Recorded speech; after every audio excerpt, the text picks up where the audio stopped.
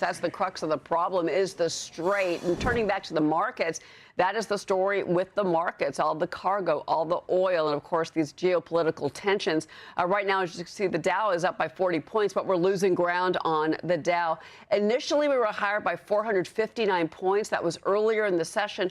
We also had some Fed speak. Federal Reserve Chair Jerome Powell easing investor fears of a potential rate hike later this year. He was speaking at Harvard University this morning, and he reassured Wall Street that the Fed is well positioned to wait and see the inflation impact of President Trump's tariffs and the war with Iran. Watch. We think it's really just a one-time price increase. That's been our thinking since the beginning. Right now, we think it's adding somewhere between a half and a full percentage point to inflation, but that's a much smaller thing than we saw during the pandemic inflation. And and of course now we're facing events in the Middle East, which will certainly affect gas prices, and we feel like our policy is in a good place for us to wait and see how that turns out. So after he made those comments, yields on the 2 and the 10-year extended their decline. Right now, as you can see, 8.5 basis point loss on the 2-year, 8.9 basis point loss on the 10-year. Certainly, there's a lot to watch here. Now, traders have pulled back on the rate hike bets. They're really boosting now odds of the Fed holding rates steady, at least for this year, with bets on a pause taking the lead in July, September, October, and December. There's this as well. Wall Street's fear gauge, the VIX, earlier hitting a session high above 31, but it's still elevated right now, as you can see, 30.91. So we're really still in that really very volatile moment, that space, if you will, for the VIX.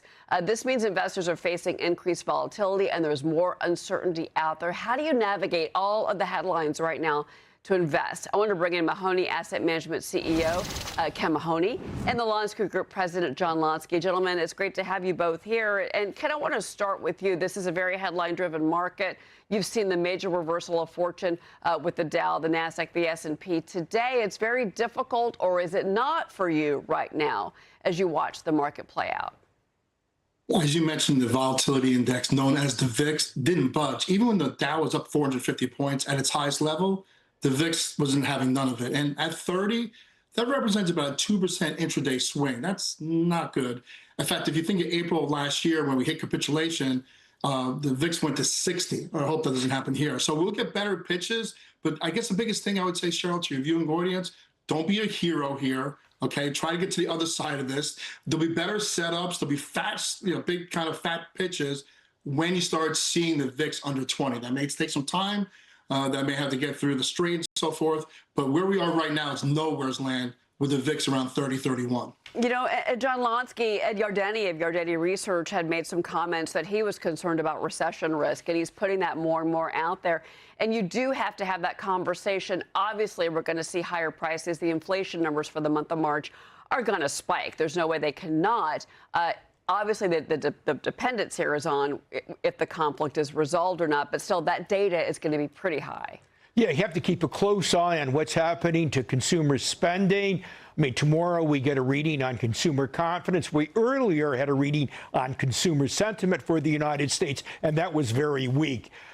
We also want, consumer spending. Come Wednesday, we're looking at retail sales for the month of February. That's expected to be up 0.4%. That's pretty good. However, for the 6 months ended February, retail sales barely grew by 0.1% on average. That's down from the 0.5% average monthly increase of the previous 6 months. Not good news. And of course, Friday, we are going to be looking at what happened to March payrolls. And we're betting on, about a gain of 50,000 jobs. But remember, the previous month of February, everybody's looking for an increase by jobs. Instead, payrolls declined outright. Boy, if we get back-to-back monthly declines by payrolls, then recession risks will be rising noticeably. And we lost 92,000 jobs, again, to your point in that last report that we got. And Ken, I want to kind of focus back here on, again, as you're going through all this headline driven news. You make the great point here, and I think this should be reiterated, that you can't throw the baby out with the bathwater. Take a look what is happening in the software sector. You make a great point. Microsoft is not a baby you want to toss out the window with the bathwater. That is a company that is doing strong, and that's kind of your strategy right now. When everything is oversold, you look for opportunity. Right. Look, software companies get galvanized by all the products and service coming out of AI. I get it. It's exciting. And some of those companies deserve it. They really were kind of narrow moats. They're actually like puddles now. But you look at Microsoft, this wide moat. Hello, they're in AI, right? They're in Copilot, which works very well with Windows and Teams and 360. They also have all the verticals. They have cloud, and they have all these different products and services. They also have, by the way, Cheryl, 1.1 billion licenses out there. And again, Apple is another thing, sitting on the sideline, letting hyperscalers spend $200 billion like Amazon. And again, they were critiqued for not jumping in.